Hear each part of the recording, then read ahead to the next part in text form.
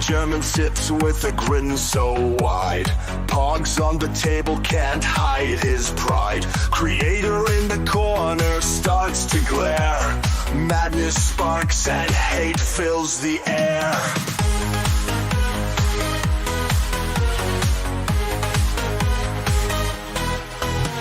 Stack 'em high, a tower of luck.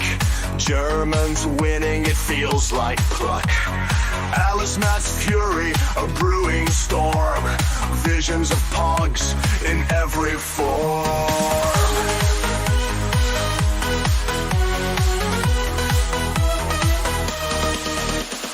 Pogs are spinning, tables turning. Alice Matt's eyes with fierce fire burning. Germans' laughter echoes loud in a world that's pog-bound proud.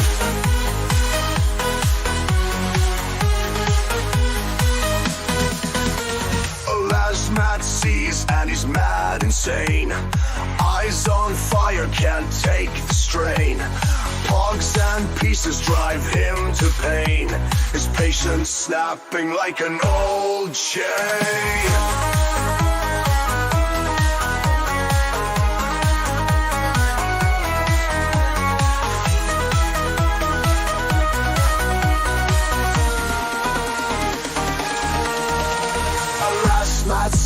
And he's mad insane. Eyes on fire, can't take the strain. Pogs and pieces drive him to pain. His patience snapping like an old chain.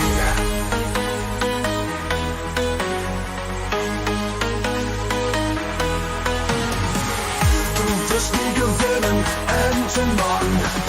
Du wirst nie gewinnen, Entenmann. Alas, my fumes can't take no more. Pogs and slammers hit the floor. It's not about the game you see. It's about what fun could be. Du wirst nie gewinnen, Entenmann. Du wirst nie gewinnen, Entenmann. Du wirst nie gewinnen, Entenmann. Du wirst nie gewinnen, Entenmann.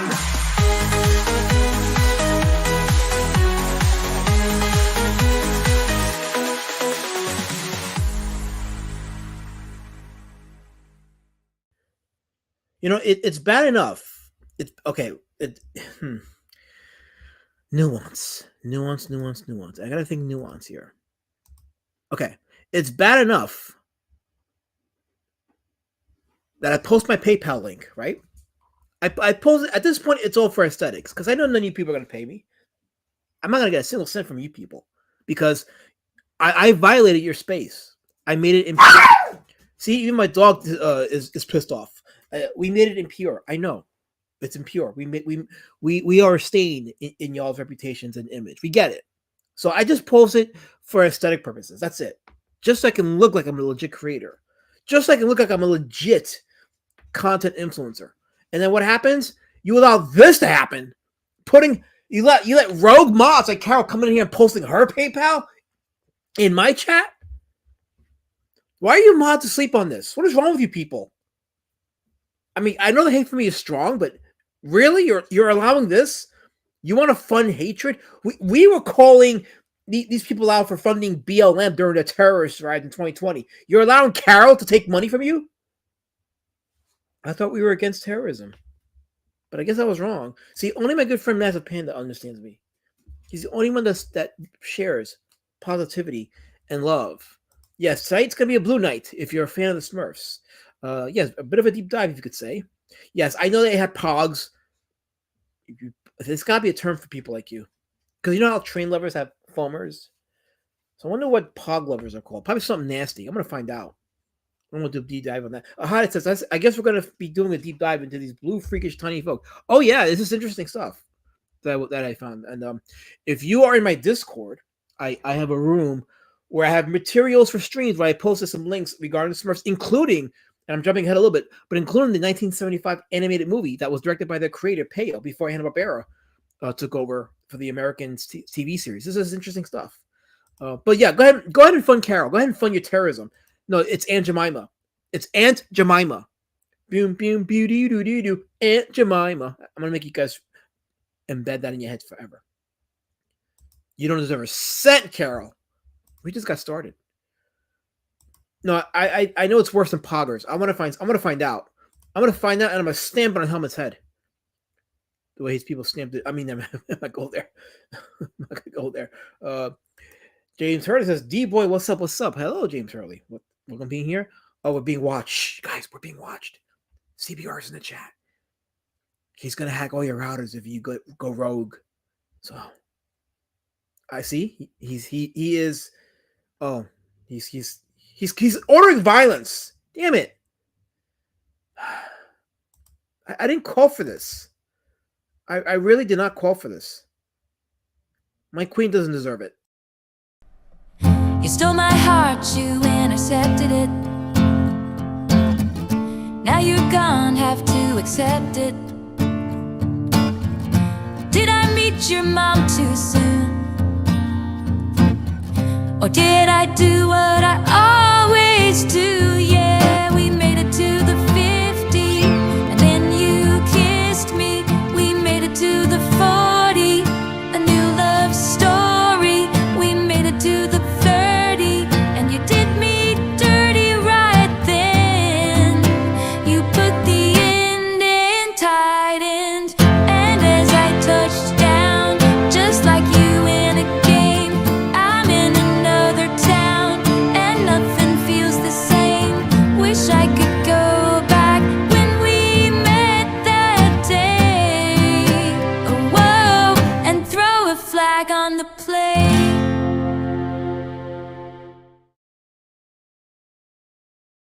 Yeah, yes, Massive Panda. We need love and positivity in this community, but these people aren't getting it because the call for violence is unchecked. Here's Sark with the tables.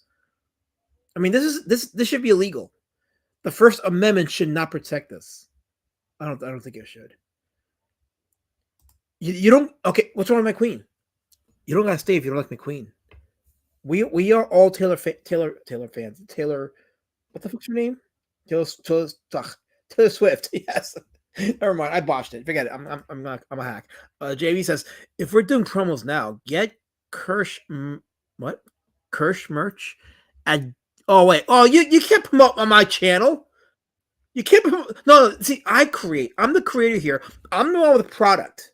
You come on my stream. You come on my chat. You promote me. You shill me. This is me time now. You're here on my stream. You're shilling me. This is about me now. JAV. You're better than that. You're better than that.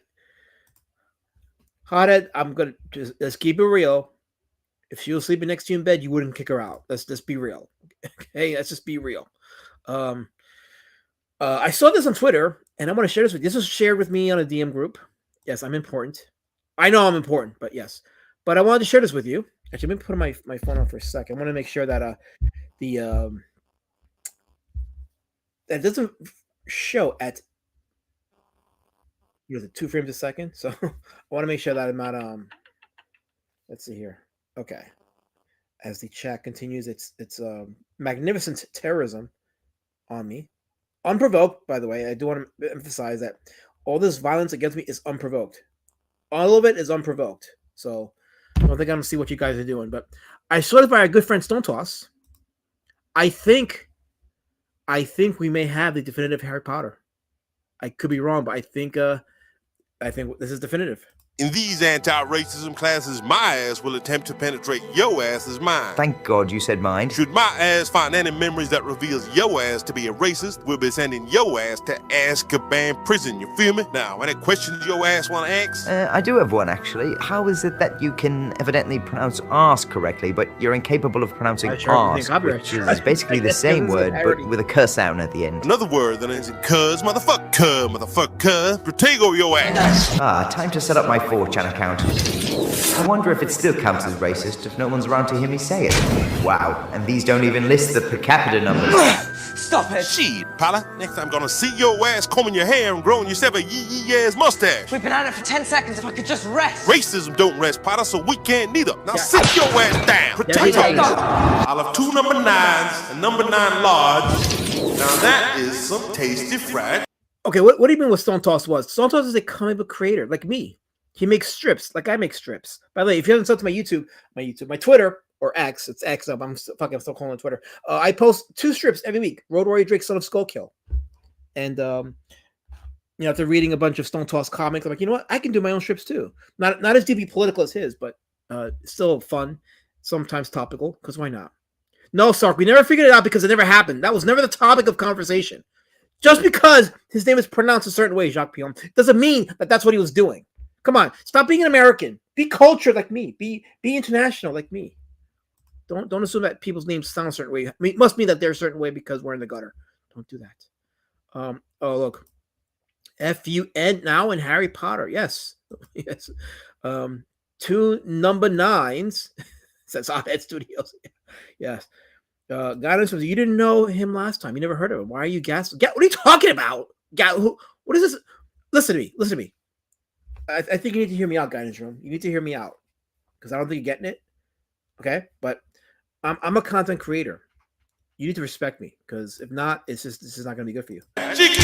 Hey, good. This time, would it be possible to get the fried chicken put inside of the watermelon? Sir, that's the 4th time you've asked us that today. I'm afraid I'm going to have to ask you to leave the premises. Quit that shit. I'm sorry, sir. I... Get your ass out of here, boy.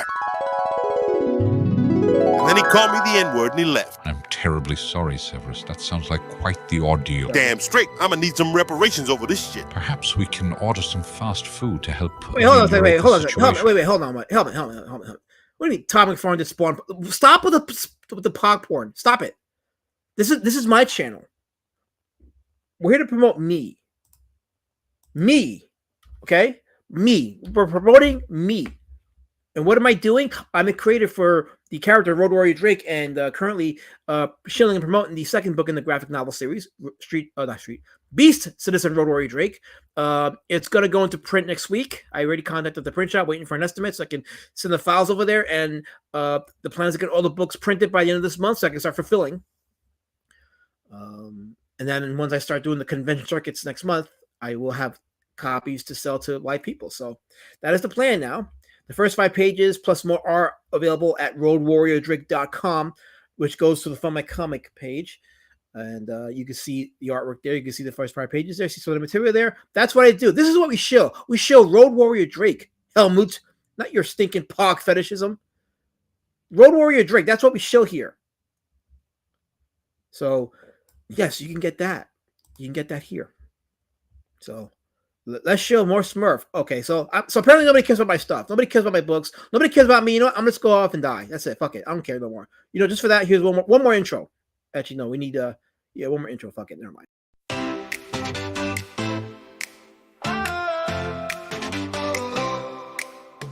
Deep in the inky graveyard, dark as the night, there among forgotten pencils, a duck takes flight.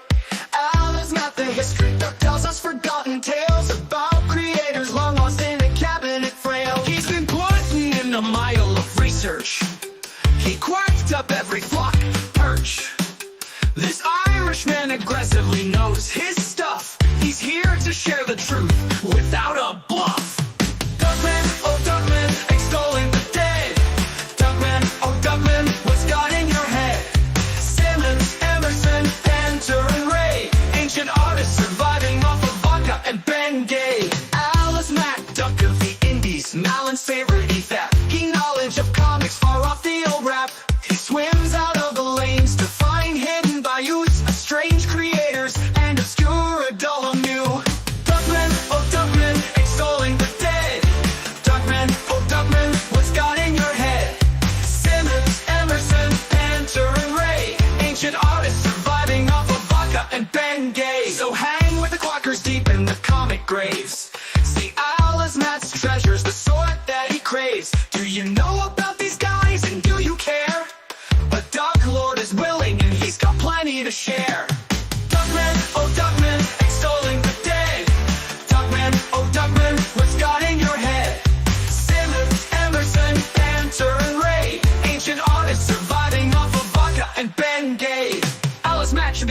congratulated. Do not mallard shun. He's busy peeking into the facts. Don't waken him while he's hunting for snacks. For snacks. Duckman, oh Duckman, extolling the dead. Duckman, oh Duckman, what's got in your head? Simmons, Emerson, Enter and Ray. Ancient artists surviving off of vodka and Bengay.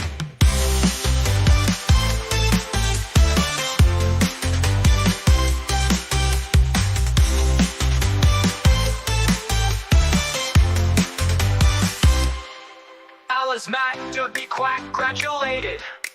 Do not mallard shun. He's busy peeking into the facts. Don't waken him while he's hunting for snacks. Duckman, oh Duckman, extolling the dead. Duckman, oh Duckman, what's got in your head? Simmons, Emerson, Banter and Ray. Ancient artists surviving off of vodka and Bengay. Shout out to Berkaman. Shout out to Berkaman for that. Wait, Sark is asking me, wait, I should do streams at 4 a.m. where I fake that I'm grilling in my backyard. Real creators do that. Well, that would be pathetic. Why would I do that? Why would I pretend that I'm grilling something at 4 a.m.? Especially since I have a woman that would not want me to get up at 4 in the morning to grow when I could be waking up doing other things with her. So that would be absolutely pathetic, Sark. I don't know if anybody that would do that, because that is pathetic. No man with a woman should be getting up at 4 in the morning and grilling when they should be doing other things. But Colonel Mark says he likes the D word. Okay, well, I can't say the word because I'll get struck. So it's a very cancelable word in this part of the circle. So I can't say. Wait, what question, guy? What are you talking about? What question? I actually bought your. Oh, wait.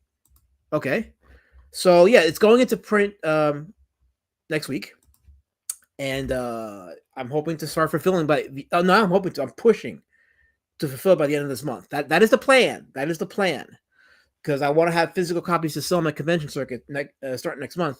So, wait, what's all this D wordness? You guys are going to get me to say words I'm not supposed to say because it'll get me struck off YouTube. Last bet is host tonight. Oh, man, I was hoping for a guest host. Well, I guess I might as well stay now. That hurts me.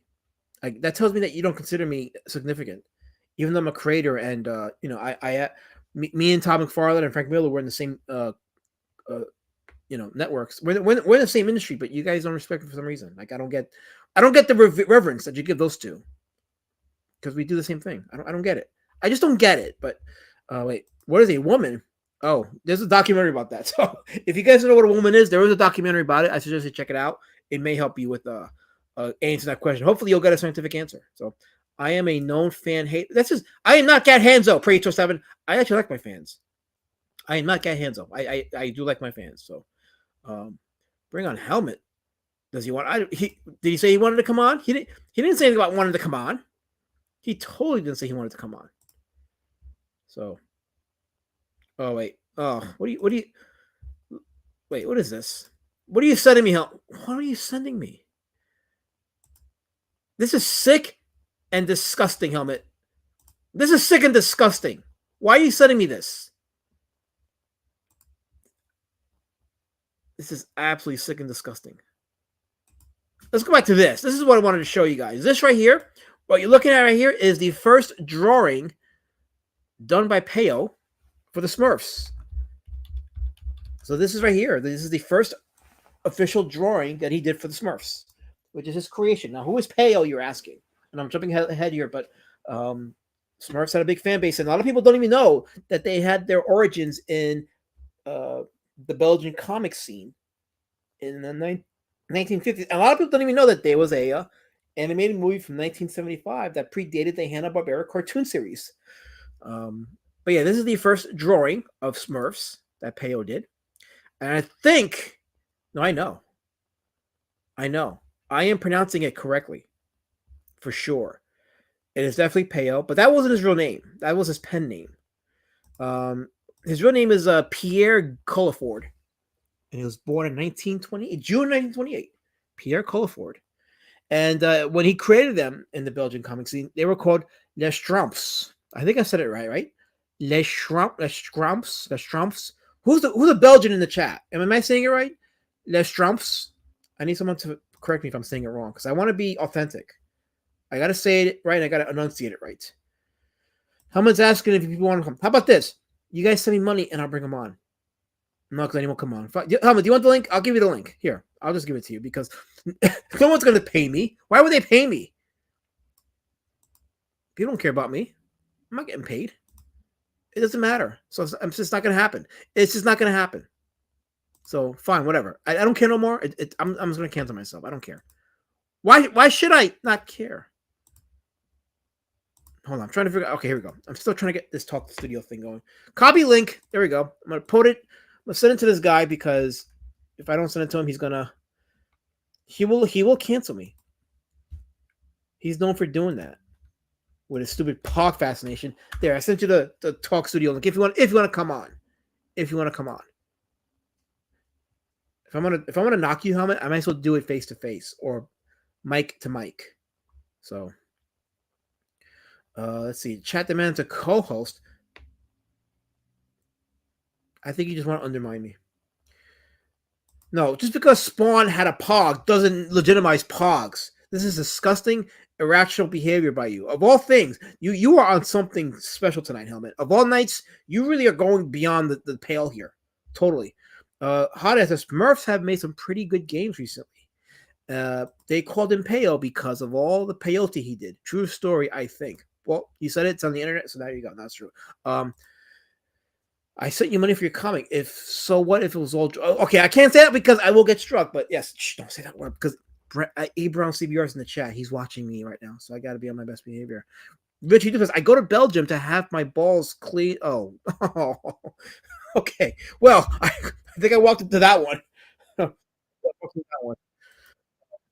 Oh wait, we have a guest in the back.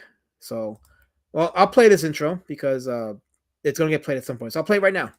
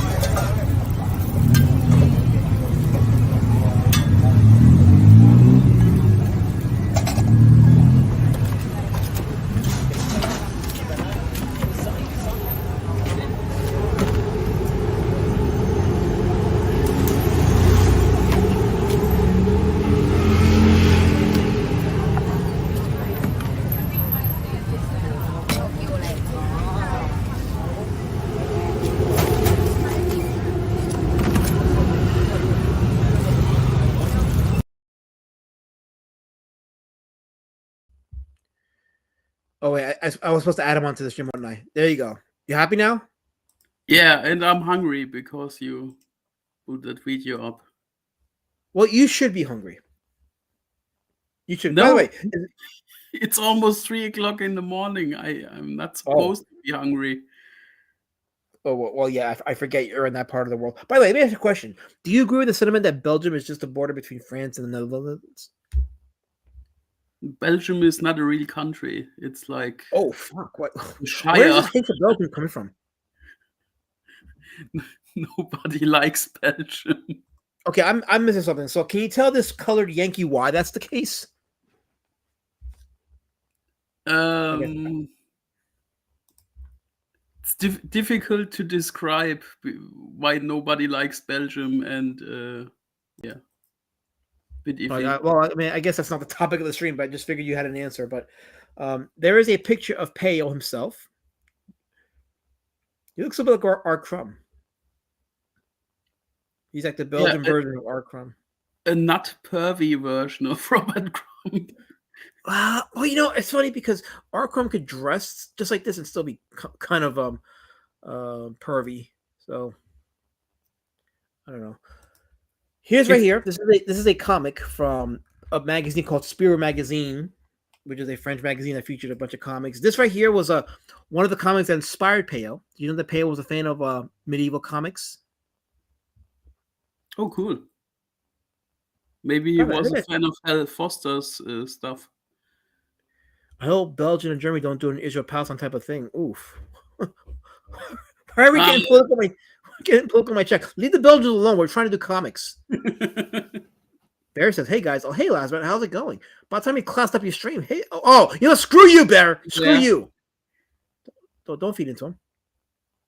Don't feed into him. So this is not one of Peyo's comics, but this was one of the comics that he read from Spiro magazine that influenced him, and he was also a big fan of medieval stories, and that prompted him. He did a few gigs as a colorist, and that prompted him to work on a series of comics called Nouvelle Aventure de Johann. Johann. This is part of the what is it? The Johann et Peyo. I think I said it wrong, but it's actually translated Johann and Peewit. Johann is a boy and Peewit's a squirrel. So there you go. It's about a boy and a squirrel. But he did a series of these medieval comics, and it was in 1958 in this Johann series where he created the Smurfs, and we'll show that in a second. But did you read Smurfs as a kid growing up? Not as much as I watched the TV series. Right. Did you ever see the animated movie that predated the TV series? Yeah, and the cartoon series. Oh, wait, hold on. We have a question. Ordinary Fairy is asking, are the Smurfs communist propaganda? No, I don't think so. I think he's asked that because they're all visually the same, and communism is about destroying individualism. But yeah, I think you're reading too much into it in that one, personally. So it's more about community and being nice to each other. I don't know. And those things aren't bad. I guess people hear community and they look at like something local and they would assume, oh, it's communist propaganda. It's not communist propaganda. I don't think it is. It's not. No, I mean, I know it's not. It's just you can watch it and just be like, it's or read it. It's just pure fun. But I think only people with degenerate minds would push communism in this thing. So I always saw them as an ideal of rural living, a rural community of farmers, stuff like that. Bear, don't backtrack. I caught you. Don't backtrack now. He's saying I had good judgment because I brought you on. That wasn't what you meant before, but I caught you now. The people demanded me. Oh, I'm sorry. I didn't mean to cut you off. I should cut you off, but I didn't mean to. So please, let me shut up and you go ahead. I just said that the people demanded me to be on, so I came on. But if I demanded you to stop talking pogs, you wouldn't listen. Hannah's a Smurf fan. She says, "Where are we all coming from? From Smurfs land, where we belong." A lot of Smurf fans in the chat, so I'm sure that some of this might be common knowledge for you guys, but for some others, they probably aren't aware of the history of the Smurfs. They probably thought it was just some Hanna-Barbera cartoon that was thunk up by some people in California in the Hanna-Barbera studios, and they made this cartoon series. But no, it actually started in the 50s in a comic series that it was spun off from, and there was a big extensive history of the Smurfs before it reached America in 1983, and before that, Peyo, the creator of the Smurfs, was doing a comic book series called Johann, and it was a medieval fantasy adventure series. And in 1958 is when he created the Smurfs, and the Smurfs appeared in this series. Let me see if I can find the. Did I save it here? Let's see. But before we show that, I want to show some of his earlier work. So this is one of his comics from 1946. So definitely has that early Warner Brothers visual style to it. It reminds me of the silly symphonies from Walt Disney. Yes, like you are you can't say that out loud, guys, because that's violating the terms of service. Don't say that out loud. Damn it. I can't believe. Why is it when people do business with me, they want to dox our agreement details? Richie, why are you saying? There's probably one Belgian watching my stream. Please don't push him away. You guys in the chat, be nice to my fellow Belgians. The fuck? What did I miss? I don't know what I missed. Goddess was. Didn't Christians say Smurfs were satanic? Did they? Wait, I gotta look this up. Hold on. That might be something to read into. Smurf Christians, and I'm jumping ahead a bit, but why not? Let's find out. Okay, all I'm seeing is a bunch of Reddit stuff, so no. Oh wait, hold on. Okay, so there's an article. Okay, there's an article from Vice from 2016. Wait, hold on a second. Okay, I gotta share some of this. Okay, let me deviate a bit and then share some of this. So this is some Cure. Okay, look at this. It asks, "Fuck out of here! Come on." Okay, are the Smurfs the demons of Stalin and his right-hand men? Are Christians banned from keeping Smurfs, Star Wars, and Pokemon toys at home? That was asked. That really was asked. In religion, belief is spectrum. At one, okay, let me just. Okay, the people in the video fall outside the spectrum. I attempt to call them fringe elements, like the kind-hearted, placard. Okay, apparently that was the conversation. I read a legitimate literary analysis that the original Smurf comics, not the cartoons, was supposed to represent an idealistic fascist society. I found it to be both insightful and hilarious. But what you are presenting here is total nonsense and full of misinformation. So apparently it was a thing that there was some kind of like, I guess it may not have been intentional, but people reading the early Smurfs comics got some kind of like undertones of fascism. Some people say communism. So, yeah, I heard a discussion about racism in the Smurfs because there are black Smurfs, which are evil Smurfs. Oh, is that that whole orc thing from the Lord of the Rings? Like, oh, the dark, therefore they must be black. Yeah, it sparked a kind of SJW discussion for a while, but it's bullshit because the black Smurfs were created by Gargamel and not naturally evil. They are constructs. Oh, Dirty Fatty, that's a question that people have tried to answer, but the answer just tends to be more darker and sinister than we want. So that's a whole deep dive for the day. Carol says, "Oh, guess what, everyone? I made a valid point. No, Carol, that didn't happen. That did not happen. This is bullshit. If Carol ever tells, okay, guys, if Carol ever tells you that I agree with her on anything, she's full of shit. It never happened. Don't believe her. I don't care if she has alibis. It never happened. But it happened to die. No, it did not happen. It did. That's a lie. I was there. I was there in your Twitter group. Anyway, so apparently, how did the Jehovah's Witnesses come up with the Smurfs are demons? Okay, so it started with the Jehovah's Witnesses. Oh wait, hold on. Holy crap! Oh wait, hold on a second. The Jehovah's Witnesses actually have a link. Oh wait, it's a broken link now. Oh wow, but they actually had a link on their site about the Smurfs. But it's a broken link though. So. Wow. Hold on. I gotta look this up. What did the Jehovah's Witnesses say about the Smurfs? Before we go on with Peyo, let's see what they said about the Smurfs. This is funny. Hold on. Okay. This is a thing. Guys, we're going to deep dive into this. Hold on. Okay, so. Let's see. Because apparently I had a link on their article. And a link on their page, I should say. And it's gone. So. Well, that's a big article. I don't know if I should. Yeah, okay. So apparently the thing, it's a big article, so I don't want to bore anybody by looking into it. But yeah, apparently that was a thing. That was a thing. So I wish I could. I wish they had it on their site still, but guess not. So, but yeah, apparently the Smurfs were part of the Satanic Panic. That's weird. Okay, well, the things you learn, right? These guys apparently are satanic, little blue creatures, little blue dwarves, what have you, with white pants. So this is bullshit. I don't hate nobody.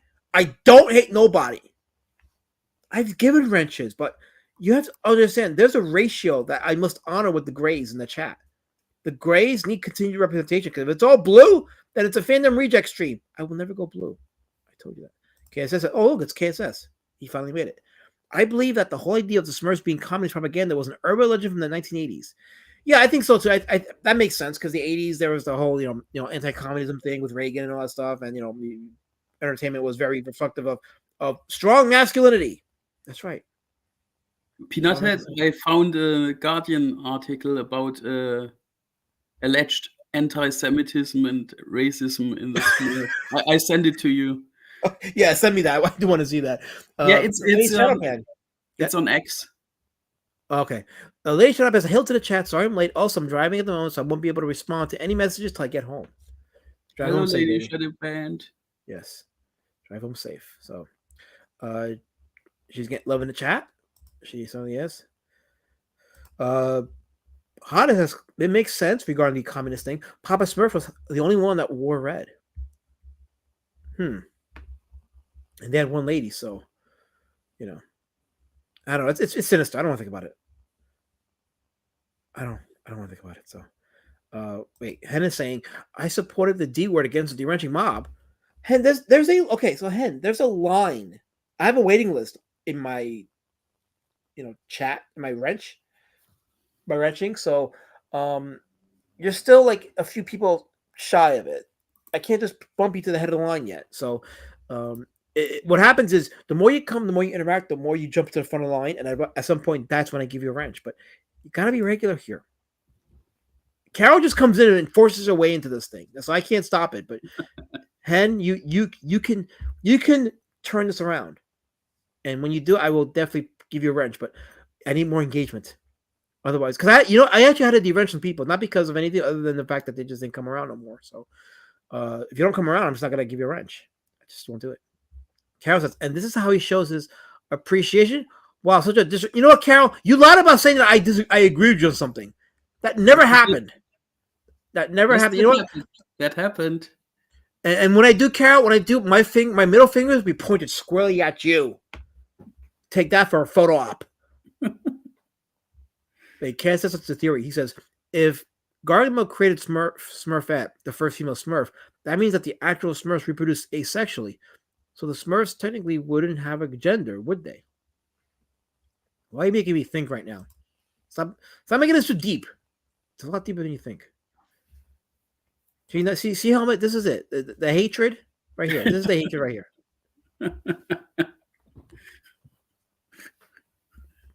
Wait, I need to go look at the rest of the chat because I'm behind it by a few hundred. Let's see. Okay, it's here. Kansas says the Jehovah's Witnesses said the Smurfs were satanic. Aren't they the ones who also don't celebrate birthdays and holidays? Not sure they're a reliable source. Oh no, I just wanted to see what they said because that's kind of stretching it. I think. The Mormons says the Mormons say that God turned people black because they refused to follow him. So, are Jehovah's Witnesses anti-Mormon?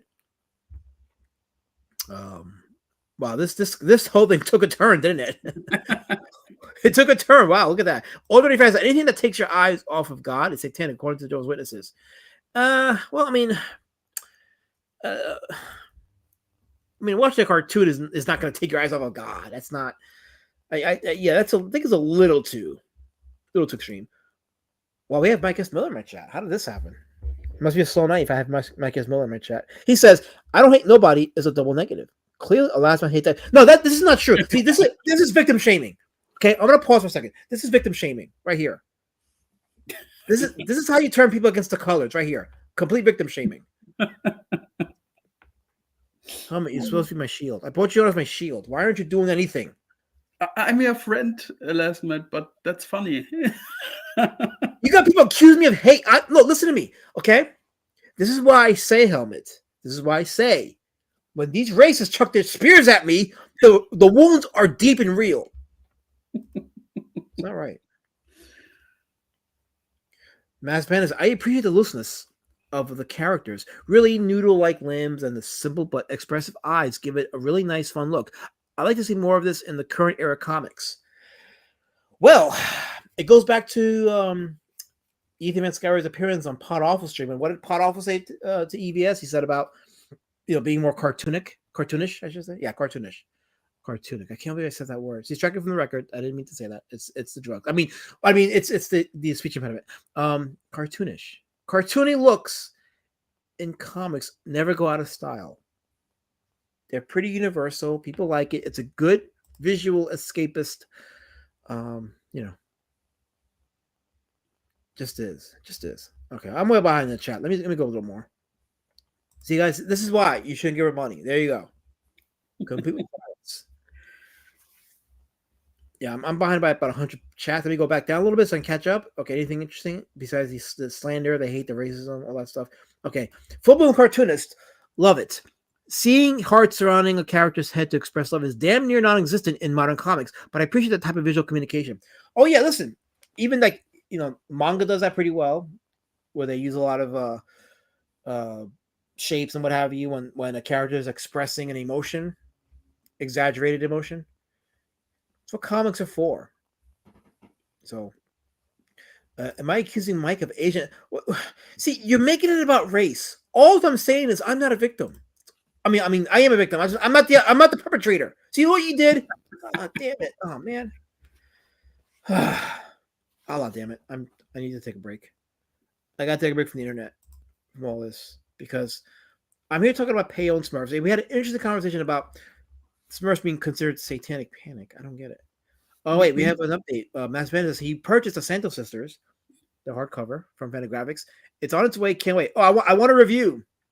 Send me a review because I can see if I'm going to buy it or not. Because I'm behind on some of my purchases because I'm paying bills and all that stuff, and real life is taking over a little bit. But I want to know if it's worth the purchase. So, just saying. So go back to Johan. So this was the series that Peyo was working on before he introduced us to the Smurfs. And just going on a little bit here on the Lambic site. Actually, this is one of his earlier comics. Pousser le pré, le stucre. Did I say that correctly? Maybe I didn't say it correctly, but I sound cultured saying it. So I'll take it. They have a weird way to talk in Belgium. I see that, and I think it's fun for me to say it. Here's Johan this is from 1952. One of the panels, or one of the strip panels from the Johan comics that Peyo was doing. And you can see like the use of the grays in the background. Very similar to how manga does it today. So scroll out more. Let's see if we can find the... Here it is in color from 1952 also. And there we go. This is a depiction of war. This is also from Johan. You can see the depiction of war right here. It's comedic looking, but it's kind of violent. There's a lot of sword swinging, a lot of pouncing.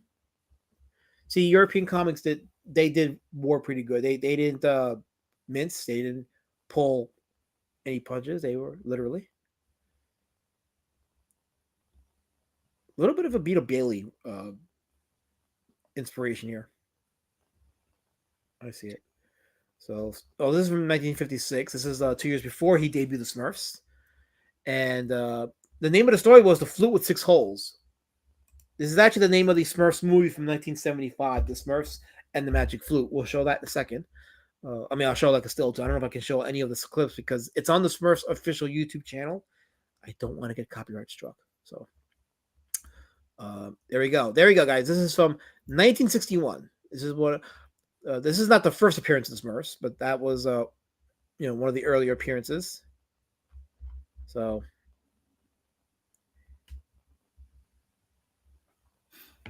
and they never changed appearance over the decades. They've always stood the same.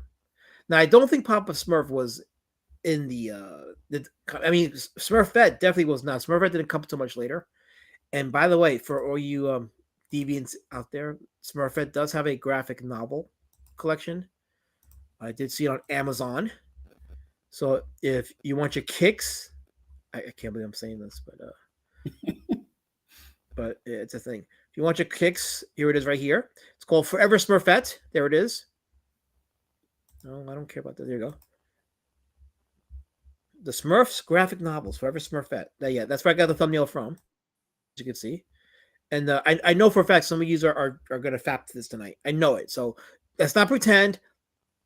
I know you're going to do it. I don't encourage it, but I'm just saying. I know the deviants I'm surrounded by. A bunch of deviants. Hardcover, too. This is actually $11 for a hardcover. That's not bad. How many pages is this? This is a 48 pages. Oh, well, okay. Well, 48 pages. I mean, I don't know. But it is a thing. So that's why I'm showing you guys. It's a thing. And she was created by this guy, Peyo. Okay, so yeah, so the Smurfs had their debut in 1958, and their adventures continued well into the 70s. So more depictions of battle.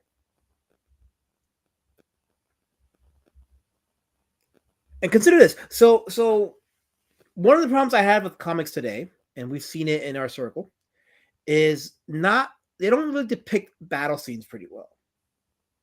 They don't depict war pretty well.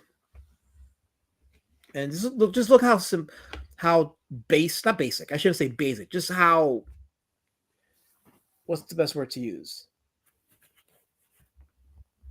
Well, I mean, he utilizes a lot natural. Natural's a good word. I'll go with natural. A lot of action lines, a lot of sound effects, dynamic choreography. And again, the use of the stars. I think Master Panic earlier was talking about the hearts when one of the characters was expressing love, and now you have stars expressing the pain and the injury. This is a Dutch version of Johan La Samant des Vikings. I don't know if I said it right, but I don't think anybody in the chat cares because they hate the Belgians for some reason. No, this is not Smurf P word, Hen. This is a legit comic that was done in the 60s. This is history. For all you Smurfs fans, this is history. It's interesting when I look at the fighting picture because the Franco-Belgian comic artists all have the same style of fighting scenes. You can see it in Tintin, in Smurfs, in Spirou and Fantasio. In all those Franco-Belgian comics, the fighting scenes are always the same. That's interesting. It's funny to say that the Smurfs had a very violent origin. You know, it wasn't this. It wasn't all fun and games. It wasn't all happy-go-lucky. There was some violence. Yeah, I mean, didn't Gargamel try to eat them all the time? Oh yeah, he absolutely did. He absolutely tried to do that. They must have tasted good. I don't know because he went all out to try to. Wait. Do I really want to look this up, JV? Me and Helmet are actually having a decent conversation. Do I really want to look this up? You know, fuck. I'm looking at it now because he put it out there. Now I got to see what this is about. Wait, Papa Smurf, Urban Dictionary. I can't believe I'm doing this, but you guys want content, so here we go. Let's see. I see. Okay, never mind. I see it. Okay, I mean, I guess it's a slang term for short weed man. A short weed man. Well, there you go. So if you know the deal, that's a midget. They're Papa Smurfs. There you go. So.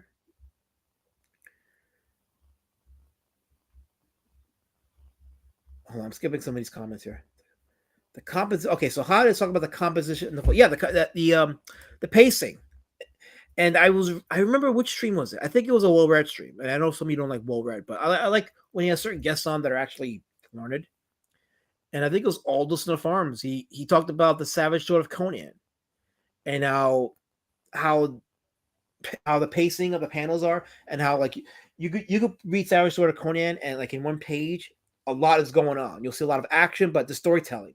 It's about the visual storytelling. And you see right here, this is an example of pacing, right? Time and space, just in these panels. And again, it just goes to show that line art doesn't have to be detailed and meticulous. Strike that. Meticulous to visually tell the story. So yeah, so how he caught up on it. Yeah. Everything. KSS is. I'm sorry. What? Everything is in a flow on those panels. Yeah. Yeah. So when your eyes start in the first panel here, and it's literally just connecting the scenes. You're actually creating the battle scenes in your head as you see each point of the battle. You will see basically the same when you will talk about Asterix and Obelix and stuff like that. It's the same.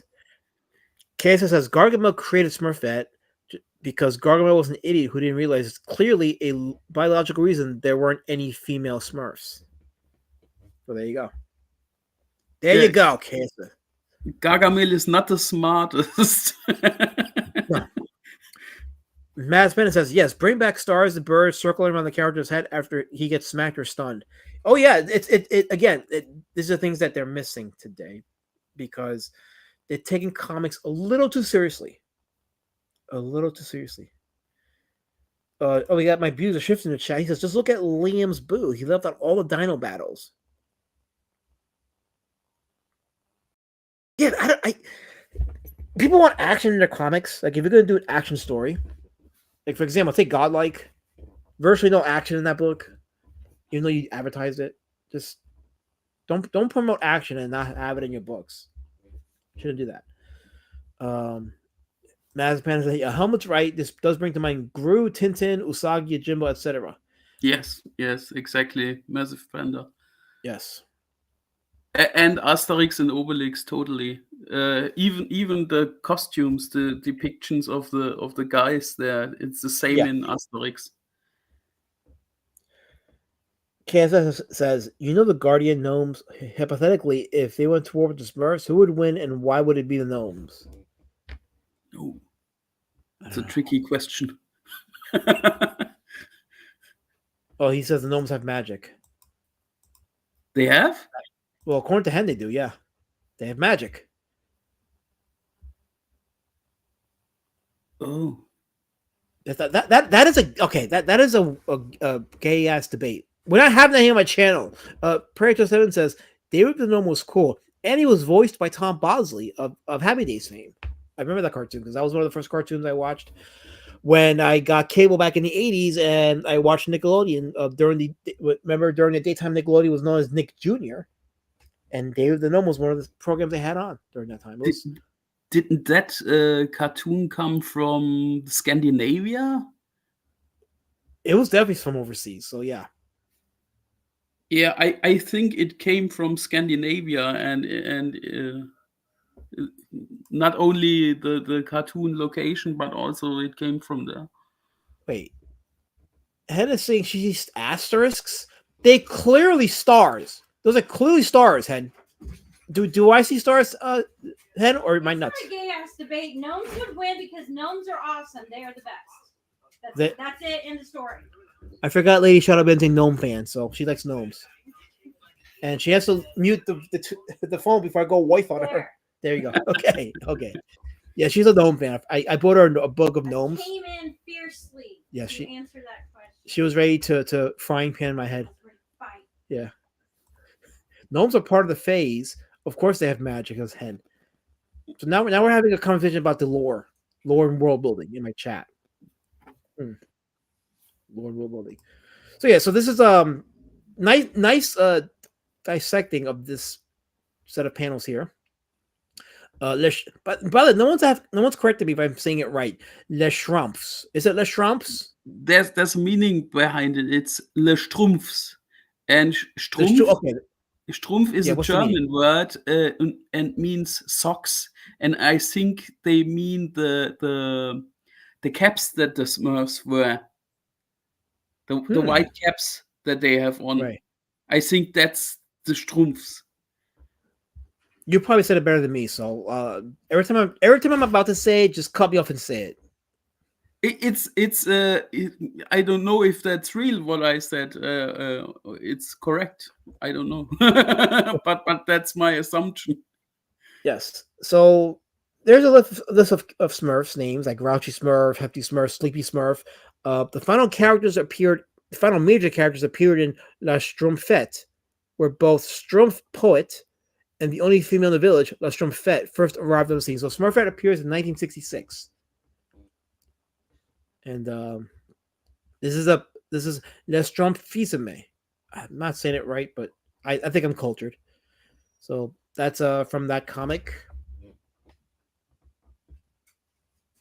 Again, it's just a visual storytelling and the usage of the blues, which helps depict nighttime. Aside from the black, but I like this. The shading is awesome. The shading is awesome. Yes, it adds to the dimension. It's not overdone.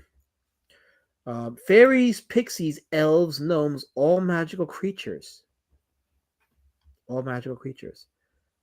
Mike Snow says Smurfette is a strumpet. Did you see what he did there? Yeah. Yeah. Okay. Sounds like a German dessert, says a guy in his room. That says, I finally finished collecting the omnis of asterisks. I also just picking up Spiru and Fantasio and Lucky Luke if you can. Good. Some interesting recommendations by Hothead. So read those comics. Yes, collect comics, read them, and enrich yourselves and enjoy the escapism and the fantasy of it all, because we're missing that today. We're missing the fun and adventure in our funny books. Bear's as cultured as you're as cultured as the pit bull, alas, Matt. You know what? Why is nobody banning Bear? He's allowed to say those hateful things in my chat, but you guys aren't doing your job. You mods aren't doing your job. You're letting these people just come and shit on me. It's not right. It's pure violence and hatred, and I don't like that. I deserve better, Helmet. I do. I don't care what you say. I deserve better. But we hate you with love.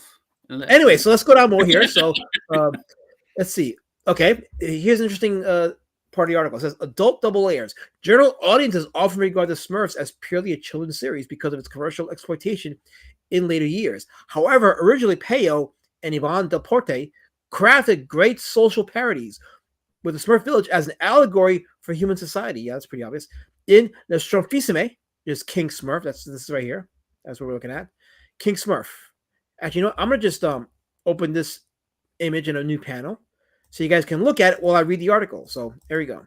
Let me just bring the image down a bit. So there you go. So as I read the article, you guys can look at this. Let's see. Oh, well, damn. Okay. Well, in shrinking that, I've also shrunk the article. Well, that's kind of there we go. Okay. All right. We'll leave it like that. There we go. So, in the Strumpfissime, Smurfs vote for a temporary leader during Papa Smurf's absence. By rigging, listen to this. By rigging the votes, one of them becomes king and establishes tyranny. Oh, where have we seen that before? Holy crap. Where has that happened before? Rigging votes and tyranny? Where has that happened before? Oh, wait, I can't say because I'll get struck by YouTube. I will legitimately get struck by YouTube if I mention that thing that happened 5 years ago. So let me not. But anyway, by rigging the votes, one of them becomes king and establishes tyranny. Other Smurfs organize an underground resistance movement, leading to an outright war. Hey, that wasn't any of the Hanna-Barbera cartoons. How come Hanna-Barbera didn't do this? That's fun. They should have did that. I want to see Smurfs go to war. Who wants to see Smurfs fight? JD Kirby, these Smurfs are not gay. These are battle-hardened Smurfs. They will fight. They have swords. They will kill you, and sell your kids to slavery. They will do that. They will do that. They will do that stuff. So but anyway, wait. Okay, so we continue on. So outright war. So the village divided over an intriguing question whether a bottle opener should be called a Smurf opener or a bottle Smurfer. The discussion escalates, motivating the villagers to divide their town into a northern and southern part, each claiming their pronunciation is the correct one. So yeah, it is a bit topical. That is pretty topical. I mean, there's going to be allusions to the American Civil War. So, but here's an image from that same book. This might be. I want to get this book. This actually seems like something I want to look into. The Strumpfissime. So let me see if I can find that, because this seems pretty based, if what I'm reading is correct. So Now this might be. I can see people saying this might be an allusion to communism right here, possibly. But then again, when you deal with wartime, there's always going to be that patriotism. There's always going to be that united call to fight the one collective enemy. So Richie Dupe says these comics are nice and simple and get the story across with ease. I like that. I like simplicity. I like nice, and I like getting the story done and understood. Especially when it has a beginning, middle, and an end. I don't like graphic novels passed off as graphic novels that don't have a complete story. That irks me. Our good friend Colin is here. Hello, Colin. Welcome. No, Carol. Carol. Okay, this is why J.D. Kirby is in a front, because he's obviously in with Carol campaign. It's a rogue fan group that we cannot legitimize. We have to band together as a community and stomp them. Andy Contreras says, joke aside, I did add those Smurf volume collections to my Amazon cart. I enjoy the funnies, been collecting and reading Garfield, Peanuts, and Popeye comic strips collection books. Good stuff, neat art. Yeah, I have volume 2 of the Popeye hardcovers from Fantagraphics. I'm going to get volume 3 soon. I haven't finished reading those Popeye comics yet, but they're a lot of fun. I do like the old-time comics because when it comes to like the comedy, they don't really pull punches. They tend to be they can be violent, but violent in a funny way. So I appreciate that. I like that hardness with the all-time comics. Tim Mo says they fight with no fear because of their. Oh, damn it! Why did you type that? Oh. Leave my dogs alone, Bear. Leave my dogs alone. They're my therapy. How dare you? I dig the heavy shadows on the huts in the Smurf village. Simple technique, but it creates great defined figures. Simple but beautiful. Yes, absolutely. There's a Gulliver's Travels trope, said Mike. Yes, I have to. I've seen 2 versions of Gulliver's Travels. I've seen the Charles Fleischer version, and then the one in the 70s with Richard Harris. That was my introduction to Richard Harris, by the way. Was his appearance in that Gulliver's Travel movie, which a lot of Gulliver Travels fans don't like because it only talks about one part of the story. Doesn't go into the other section. But comic books become total lost in the last 25 years. Yeah. That the art form has not evolved like we wanted to, and I think there's a lot of misconception. That's the best word. Misconception about how a comic is supposed to look visually, and they have they've lost the plot. So, is this the comic that we're looking at right now? Is this it here? That's the Smurf King story. Oh, okay. The old German cover from the old comics, but you can buy it still today. Oh, you can still buy it? Yes, $15 for how many pages? 64 pages for €15. Oh, that's a good buy. That's absolutely a good buy, but it's German, so I had to. There has been an English version of it. I'm sure there is. I'm positive there is. Andy Contreras, Illusion of Communism. I knew the Smurfs were dirty commies. Well, try to help them. How does Smurfs and based are 2 words I never thought I'd hear together. You know, when you do deep dive into these cartoon characters or these comic characters that you grew up with, and you look into their actual history, their origin, yeah, most of them are based. Bugs Bunny was kind of based. Mickey Mouse was not Mickey Mouse. Well, maybe. I know Donald Duck was based. He was based, but Tim Mills says the final Smurlution. The final Smurlution. I don't get it. The final Smurlution. Do you get it, Helmet?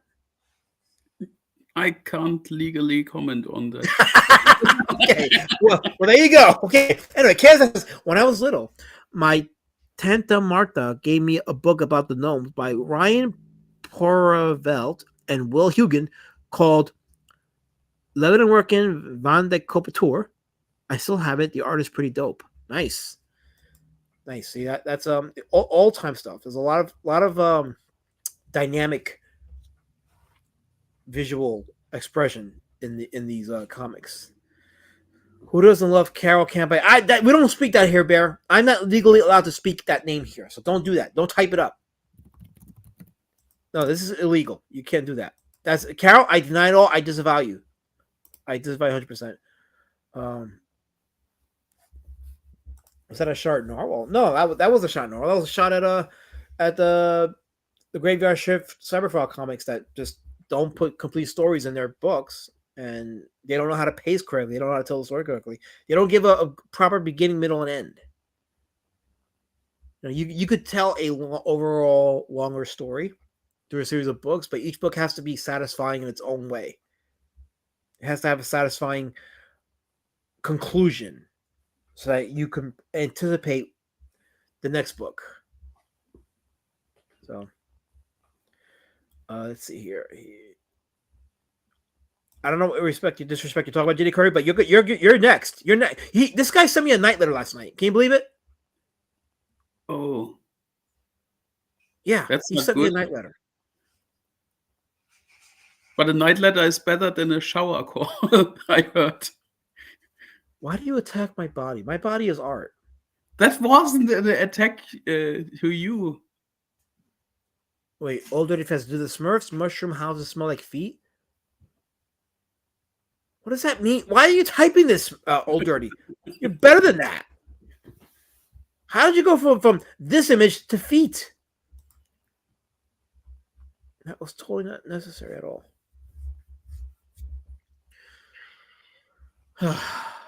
Oh, look, here's an appearance of Gargamel. Well, let me show you this. This is Gargamel. Right here. He says, sugar and spice, but nothing nice. A gram of crocodile tears, a peck of bird grain, the tip of a I can't read this song. This font is just unreadable. Oh, but this is him creating Smurfette. Maybe I should read it because all the incels who are watching this in case they want their boo. So if you guys want to create your Smurfette, here's what you need. You need a gram of crocodile tears, a peck of bird brain. Is that brain or grain? Yeah, grain. A peck of bird grain. Grain? The tip of a whose tongue? Adder. It's a snake. Oh, adder. Okay, tip of adder's tongue. Half a peck of lies. When you create a woman, yeah, because when you create a woman, you need lies. That makes sense. Okay. White, of course. The what now? The slyness of a cat. The slyness of a cat. Okay, a cat's slyness. The vanity of a peacock. The chatter of a magpie. The guile of a vixen.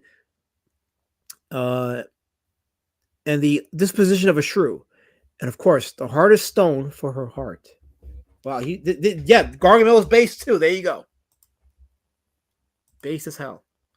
Yeah, I don't know. Gargamel looks like someone with a suspicious surname.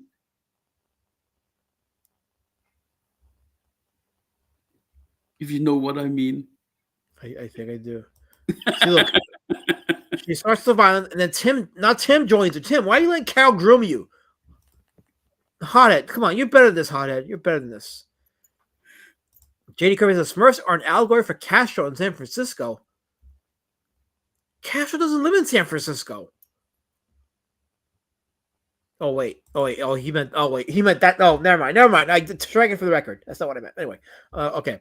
Oh, look, it's Matt C. He says, Kirby, come home. Smiller isn't your home. That's okay, Matt. I don't want to break it to you, but this is not Kirby. This is JD Kirby. He's the bad Kirby. The Kirby you want is not here. He's missing somewhere. I don't know. Oh, look, I give this guy a compliment and he comes in and harasses me. I gave you a compliment earlier, well read. I talked about your show, your comic review show, in one episode in particular where, it doesn't matter because I complimented you. You came in with violence, absolute violence. That's not right. Just not right. But yeah, we just read Gargamel's potion, the formula to create a Smurfette. To be fair, Eliza, you've needed a night letter for years. No, I need to be loved and cared for. I'm cherished. You guys gotta cherish me. Gargamel looks a little ethnic. Yeah. What does he mean by that? I don't know. Like Mr. Gargamel Steinberg. Oh, wait. What does that mean? Wait. You're not legally allowed to say it. Never mind. Okay, I won't ask. Let me see. Am I caught up in the chat? Let me see. I sent a night letter once. His response was, yeah. Yag. Oh no, yeah. Are you gonna send me? Oh, I'm not reading that. Hottest is just like a woman. Yeah, I know. I mean, I don't know, but no, I'm just saying that's the formula he's reading. That's the formula he's reading. Messi says, go back to that panel where all the Smurfs were marching formation. Where does Helmet think of that? Oh. Helmet, I mean, you kind of gave your thoughts on that. I don't know. It's harmless. He wants to know about this. Right here. Yeah, he gave his thoughts on that. This right here. So those Smurfs are 3D assets. Everyone looks the same.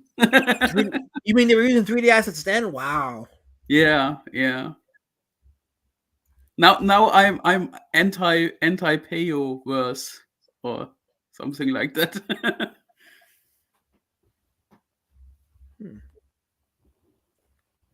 Just going over some of because he has done Peyo has done a lot more other stuff, but yeah, Smurfs was his thing. That was his baby.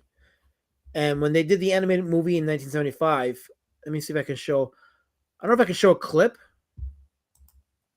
but this is the movie. It's called The Smurfs and the Magic Flute. This is actually available on YouTube for free on the Smurfs official channel. I will post a link to this in the chat. You guys want to see it on your own time? Right there. You can check out this was made in Belgium. So this was originally in the Belgian French language, but it was translated to English for the States when they imported it here. E-Man 690 says it 690? Yeah. No, 590. It's interesting to see these after watching the cartoon again from the first time since I was a kid. Oh yeah, absolutely. When you see their history and hold on. Let me scroll. I'm gonna have to skip a few chats so I can catch up. So if I miss a chat, please forgive me. I just have to catch up. Yes, 3D assets. Yes, I know it happened. But yeah, there's the link to the movie, The Smurfs and the Magic Flute, which was the first appearance of the Smurfs in the Johan comics, and this was directed by Peyo. So the creator of the Smurfs directed this animated movie. Maybe if I take away the audio. I'm going to go a little bit here. There you go.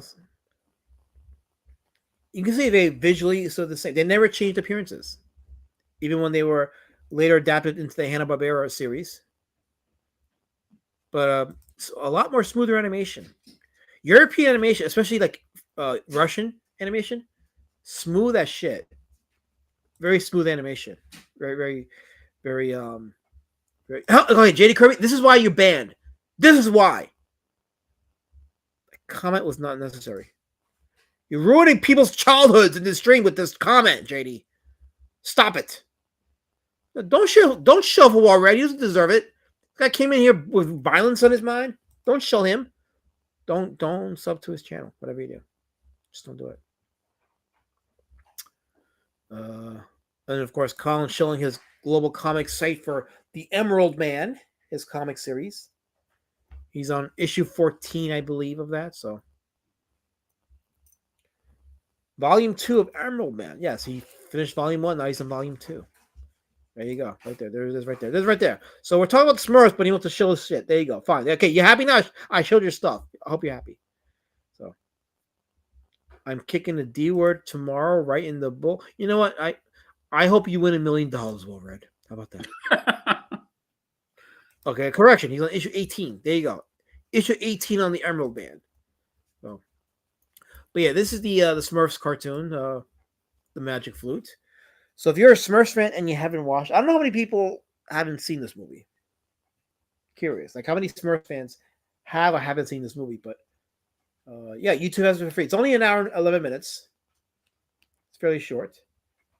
And yeah, the Smurfs official channel, they have We also have the Hanna-Barbera cartoons in here as well, so they are there. They're available, and yeah, you can see they did a faithful job. The Hanna-Barbera cartoon. This is still a movie, but it is visually similar to the Hanna-Barbera cartoon.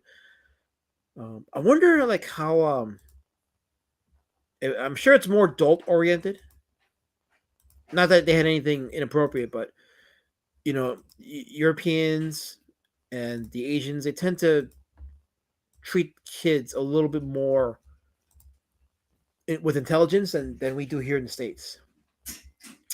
Guys, a lot of the Smurfs are on trial now. It was a whole Me Too thing. What are you guys talking about in the chat? What are you talking about? What am I censoring, Bear? What am I censoring? I've given you a representation. I've given you so much representation that you're your own ethnic state. Hada says he vaguely remembers the movie. Okay, so there you go. So, we have one mention of it here. I'm wondering how many other people have seen this and remember it. I didn't sweep nothing, JD. How about I sweep you under the rug and you never come back? That would be awesome, right? I hope that happens. And Peyo was very active, by the way, in the Hanna-Barbera cartoon. So he didn't just let them have the property. He was an active participant in the production of it, which may explain why they maintained the visual similarities. So, but the Smurf comics still go on to this day. Peyo died in 1992, so that was 33 years ago. He died in December 24th, so 32 years. It'll be 33 on Christmas Eve of this year is when he passed away. But his son, what's his name? Thierry Colford, he continues the comics to this day. So he's still drawing. His son is taking over his father's legacy and is drawing the Smurf comics. And he actually took the pen name Peyo. His son did. So the Peyo name is still attached to the current Smurfs comics. And it's Bear, I'm trying to give a history lesson. Okay, it's not about you. Culture appropriate my ancestors. You know what? If your ancestors didn't spear chucks at my ancestors, we'd be friendly, but they did, so we're not. So how about that? There you go. Plunge Guy says compare 90s X-Men to 2025 X-Men. That's not a conversation we're having right now, Plunchcast. This is about the Smurfs and Peyo. But I haven't seen the 2025 X-Men, so I don't know. One day I'll say that and watch. I haven't seen it. Oh, Sark has seen it, but he says he hasn't seen it in years. Okay. Andy Contreras says cartoons were meant for adults in the early stages. No? Yes, they were. That it wasn't a thing for kids until like in the 60s or 70s. But in the 20s, 30s, 40s, 50s, even the 60s, they were an adult property. At least the humor. Oh yeah, they were absolutely adult. Betty Boop, classic Looney Tunes, even old Tom and Jerry episodes got pretty dark. Yeah, absolutely. Some of the Tom and Jerry stuff I kind of didn't enjoy because it was a little too violent for me. Not violent, it was a little too mean-spirited, I think. Like the 70s, so the 70s Tom and Jerry cartoons that were produced by that German studio, I forgot the name of it. No, it wasn't a German studio. It was some guy who bought it. He bought the license to it, and he did his own Tom and Jerry cartoon series. And a lot of Tom and Jerry fans view them as the worst of the Tom and Jerry cartoons because they were very mean-spirited. They weren't really even funny. I know as a kid I watched them and I hated them. So I thought it was me, but no, they actually have a very negative perception because of that. Let's see, scroll down more. I've only seen the cartoon show and the live action movie with the guy from How I Met Your Mother. Okay, yeah, so yeah, I put the link in the chat, so it's there. So when you get a chance, even after the stream, if you want, check it out. I'll probably sit down and watch it too. Because I honestly, me as a kid, I wasn't the biggest Smurf fan. I watched it, but to me, it was like a time killer, more or less. So, but I also wasn't the biggest Hanna-Barbera fan. Like I preferred Ruby Spears before Helmet. Are you available, Helmet? What happened? Yes, I hear you. You're letting me talk. You're making me look like a bully. No. Okay. Okay, so yeah, so I wasn't the biggest Hanna-Barbera fan, although I watched the cartoons as a kid, but I preferred Ruby Spears. I liked Wacky Races from Hanna-Barbera. Do you Carol says remember pork chop. those cartoons? The Wacky Races, yeah, with all the characters coming in and they would like compete. I remember that. I actually did enjoy that. I enjoyed like seeing the collection of all their characters in one series and they were competing. What's the name of the shark? The shark drummer with the band? Jabberjaw? The what now? Jabberjaw, the shark from Hanna-Barbera?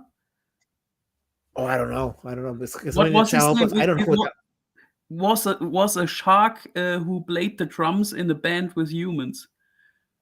Oh, okay. Wait. Okay. Hold on. I know what you're talking about. Hold on. That was I'm gonna get fucked for Jabberjaw. There you go. Yeah, it was Jabberjaw. Yes. Okay. Yeah, I liked him. And Captain Caveman. Captain Caveman was cool too.